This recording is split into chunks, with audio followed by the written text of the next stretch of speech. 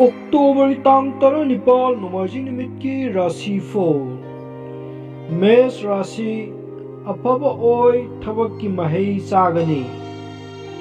वृश्च राशि अफब ओय हाइबबु वखल नुंसुक नुंग ध्यानगनी। मिथुन राशि थबक इंखांग फै मीगी मतेंग लई।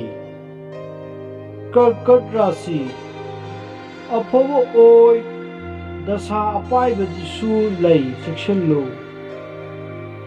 सिंह राशि कया अफबदि यौदे हाइबबु थबक की पाउ लाकनी। कन्या राशि अफब नुंगाइब हराउब तयाम्ब ओय इमुंगी शांति लैतब याय।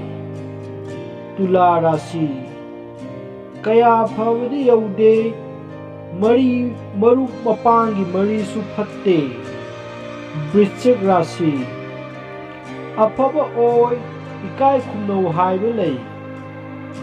धनु राशि कया अफबदि यौदे कानदबद सेल चटकनी।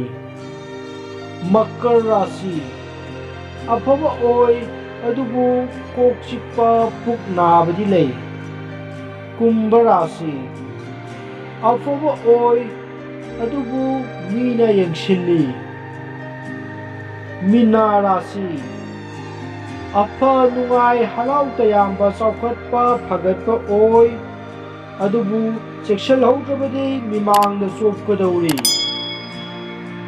नसिगिदि मतांग असिदा राशिफलगी पाउदर पिजबा लोइजरे। येंबिबु मुपुर खुदिंगपु थागत फोंदोक्सरे अमदि चैनल असिना अदुमु कानरबदि सब्सक्राइब अमदि बेल नोटिफिकेशन आइकॉन नंबियो।